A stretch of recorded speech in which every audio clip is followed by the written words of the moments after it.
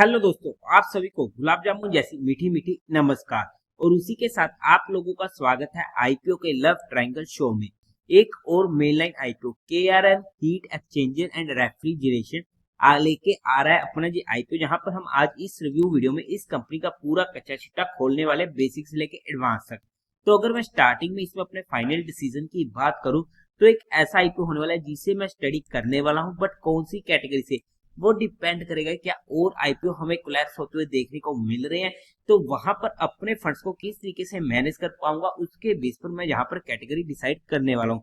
But जिस तरीके का आईपीओ होने वाला है उस पॉइंट को ध्यान में रखते हुए एचएनए कैटेगरी में मेरा ज्यादा फोकस रहेगा इसे स्टडी करने में। बट जो भी फाइनल डिसीजन होगा वो मैं आप लोगों को अपडेट कर दूंगा। बट फिर भी आप लोग एक बार इस वीडियो को देख लीजिएगा, समझ लीजिएगा, फिर अपने रिस्क रिवॉर्ड रेशियो और माइंडसेट के अकॉर्डिंग अपने फाइनेंशियल एडवाइजर से कंसल्ट करके कोई फाइनल एक्शन बनाइएगा। उसी के साथ साथ आप लोगों को म्यूचुअल फंड में या इंश्योरेंस सेगमेंट में किसी भी तरीके कोई भी हेल्पलाइन की जरूरत है, जहां आप लोग चाहते हो कि being a mutual fund distributor हम आपका पैसा मैनेज करने में आपकी हेल्प करें, चाहे वो SIP हो, STP हो, SWP हो, बूस्टर STP हो, लमसम अमाउंट हो, तो आपको डिस्क्रिप्शन में मेरा फोन नंबर मिल जाएगा। आप मुझसे कांटेक्ट कर सकते हैं, आपकी क्वेरी को जल्दी से जल्दी सॉल्व कर दिया जाएगा। अब अगर हम कंपनी की बेसिक डिटेल की बात करते हैं तो ये कंपनी लीडिंग मैन्युफैक्चर होने वाली है of fin and tube type heat exchangers में। कंपनी मैन्युफैक्चरिंग करती है copper and aluminium fins and copper tube heat exchanges, water coils, condenser coils and evaporator coils. और कंपनी के सारे प्रोडक्ट यूज किए जाते हैं in the domestic, commercial and industrial heating, ventilation, AC and refrigeration industries में। Company के customers की बात करते तो वहां पर Deccan air conditioning India, Schneider electrical IT business India, Kirloskar chiller private limited, Blue Star, Climaveneta climate technologies private limited, Frigel intelligent cooling system जैसे नामची नाम हमें कंपनी के कस्टमर्स देखने को मिल रहे हैं। और कंपनी आल्सो एक्सपोर्ट करती है अपने प्रोडक्ट्स को ओवरसीज कंट्री में, जिनमें आ जाते हैं UAE, USA, Italy, Saudi Arabia, Norway, Czech Republic, Germany, UK and more. Company की मैन्युफैक्चरिंग फैसिलिटी राजस्थान की निमराना में होने वाली है। ओवरऑल में काम देखते हैं, अच्छा काम है, अच्छा सेगमेंट हमें देखने को मिल रहा है। अब अगर हम कंपनी के कुछ इंटरनल रिस्क फैक्टर की बात करते हैं तो वहां पर कंपनी का मेजर रेवेन्यू जो टॉप 5 कस्टमर से जनरेट होता है वो 56% के करीब का, और टॉप 10 कस्टमर से 76% के करीब का एज ऑफ सितंबर 30, 2023। और 2023 में देखते हैं तो 55% के करीब का टॉप 5 से, टॉप 10 से 71% के करीब का।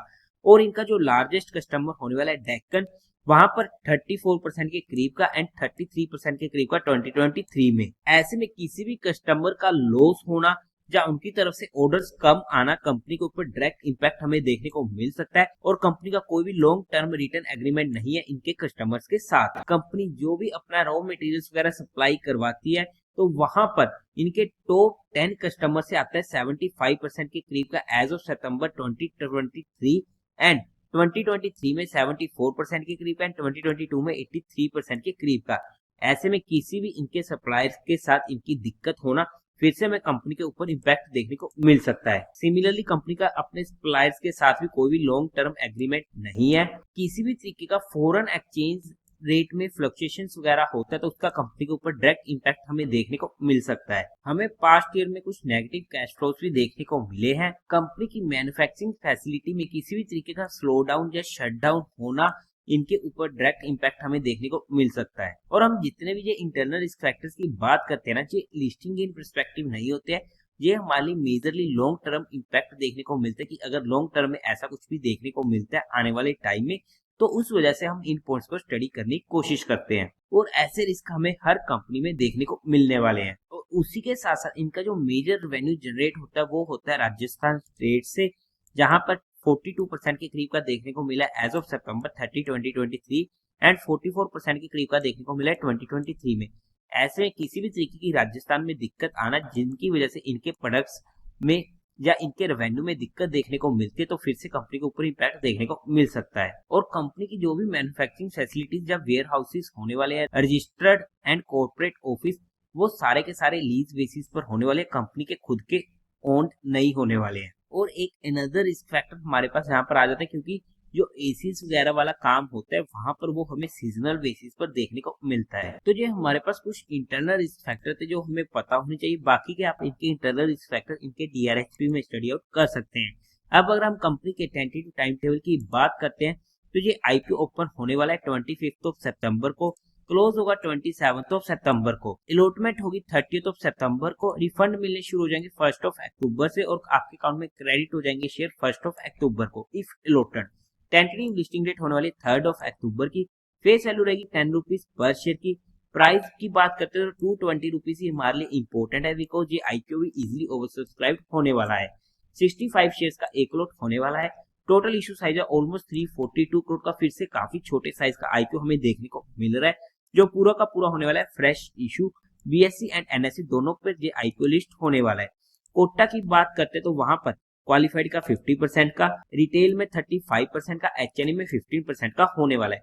लोड साइज में रिटेल कैटेगरी में एक लोड पड़ेगा 65 शेयर्स का जिसकी अमाउंट पड़ेगी 14,300 रुपीज की। स्मॉल एचएनई में 40 लोड्स के लिए अप्लाई करना पड़ेगा जिसकी अमाउंट पड़ेगी 2,02,100 रुपीज की। बिग एचएनई में 70 लोड्स के लिए अप्लाई करना पड़ेगा जिसकी अमाउंट पड़ेगी 10,01,000 रुपीज की। कंपनी के प्रमोटर्स की बात करते तो वहां पर मिस्टर संतोष कुमार यादव, अंजू देवी, मनोहर लाल कंपनी के प्रमोटर होने वाले हैं। प्री इशू होल्डिंग की 94.39% की। अब अगर हम कंपनी के मेन मुद्दे की बात करते यानी कंपनी के फाइनेंशियल की, तो सबसे पहले अगर हम 2024 की बात करते हैं तो वहां पर कंसोलिडेटेड फाइनेंशियल्स को चेकआउट करते हैं तो असेट 258 करोड़ के, रेवेन्यू 313 करोड़ के, प्रॉफिट आफ्टर टैक्स 390 करोड़ के, नेटवर्थ 131 करोड़ की, टोटल बोरिंग कंपनी 59 करोड़ की होने वाली है। अच्छे फाइनेंशियल हमें देखने को मिल रहे हैं, बट हम जहां पर कंपेयर किससे करें तो वहां पर हम चलते हैं इनके डीआरएचपी में, जहां पर हमें पुराने भी रिकॉर्ड्स देखने को मिल रहे हैं पर वो हमारे पास स्टैंड अलोन स्टेटमेंट्स होने वाली हैं। अगर हम टोटल एसेट की बात करते हैं तो वहां पर 2021 में था 52 करोड़ का, 2022 में 92 करोड़ का, 2023 में 148 करोड़ का। काफी अच्छी ग्रोइंग रेट देखने को मिली है। इन 2024 का हम वहां पर इनका चेकआउट कर सकते हैं जो हमें देखने को मिल रहा था 258 करोड़ का। अब अगर हम बात करते हैं टोटल रेवेन्यू की तो वहां पर 2021 में था 76 करोड़ का, 2022 में 158 करोड़ का, 2023 में 249 करोड़ का। काफी अच्छी ग्रोइंग रेट देखने को मिली है। एंड अगर हम 2024 की बात करते हैं, हालांकि ये कंसोलिडेटेड होने वाले बट फिर भी 313 करोड़ की हमें देखने को मिल रही है, अच्छी ग्रोइंग रेट होने वाली है। अगर हम प्रॉफिट आफ्टर टैक्स की बात करें तो 2021 में था 3.4 करोड़ का, 2022 में 14.96 करोड़ का एंड 2023 में 45 करोड़ का। काफी जबरदस्त ग्रोइंग रेट देखने को मिली है। अगर हम 2024 की बात करते हैं तो वहां पर हमें 390 करोड़ के देखने को मिले हैं।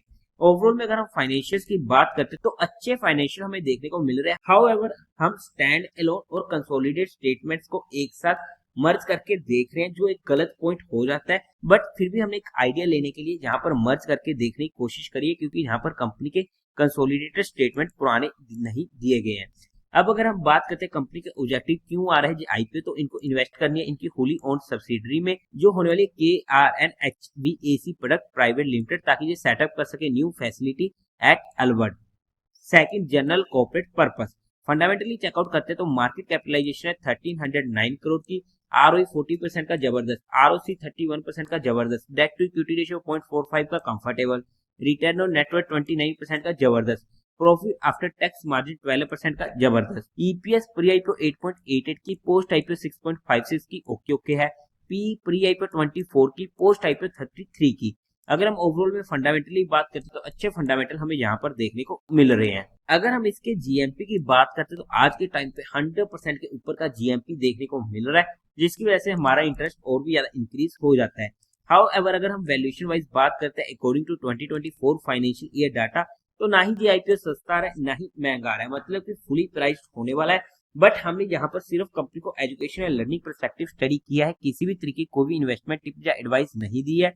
फिर भी आप लोगों को कोई भी काम करना हो या कोई भी एक्शन लेना हो तो एक बार अपने फाइनेंशियल एडवाइजर से कंसल्ट करके कीजिएगा। तो देवी और सज्जनों, उम्मीद है आप लोगों को ये वीडियो अच्छी लगी होगी, तो इस वीडियो को लाइक कीजिएगा, शेयर कीजिएगा और साथ ही साथ चैनल को सब्सक्राइब करें। हर हर महादेव।